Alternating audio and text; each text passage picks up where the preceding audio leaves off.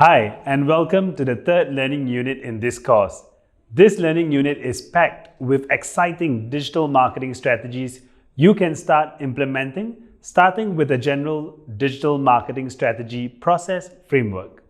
After looking at the framework, we'll dive into specialized approaches in the areas of content marketing strategy, SEO strategy, digital advertising strategy, social media marketing strategy, and finally, email marketing strategy. Getting an understanding of these digital marketing strategies will give you an all-rounded view of digital marketing. The digital marketing strategy framework has 5 steps. Step 1 is defining marketing objectives to identify key performance indicators, also known as KPIs. Step 2 involves understanding your customers, the market, and the digital landscape. Step 3 is developing a strategic plan. Step 4 is implementing the plan. And finally, step 5 is evaluation and optimization. So let's start with step 1, shall we? Before diving into KPIs on a specific digital marketing tactic, it's important to first look at the broader scope and clearly define the digital marketing objectives, which will then set the direction for the KPIs and metrics for measuring results.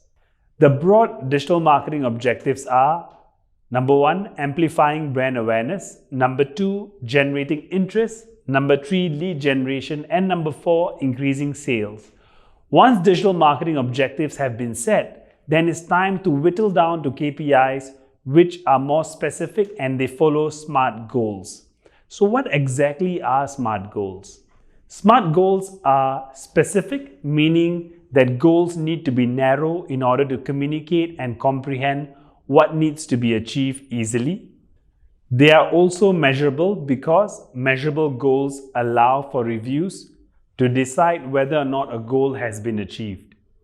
SMART goals are attainable because it's crucial you set reasonable expectations so that your team doesn't lose motivation, and if they feel that your goals are unrealistic, it's perfectly fine to be ambitious, but also temper your ambition with a dose of reality. SMART goals are also relevant.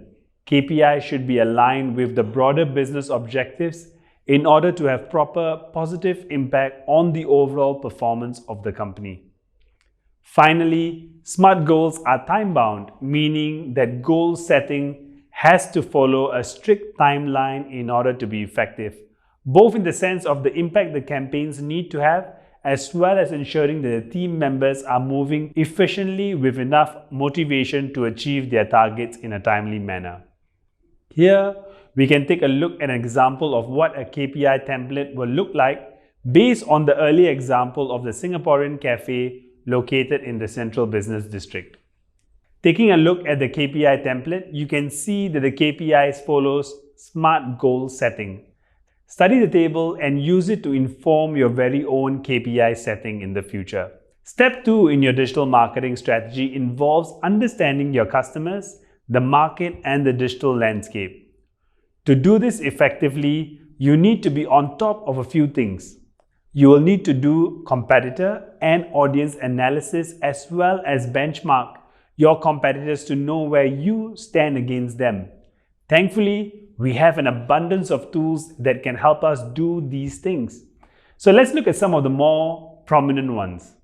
So the first tool we'll look at is the Google Keyword Planner, which helps you discover new keyword ideas and even check out the metrics for them. You'll be able to segment the data by country, allowing you to understand which keywords are popular in which region. This would allow you to better reach your target customers worldwide by tweaking the ad copies in each country's ads accordingly. All you have to do is enter products or services that are related to your business, and you will be able to see their monthly search volume as well as other related keywords, which can help you generate more keyword ideas.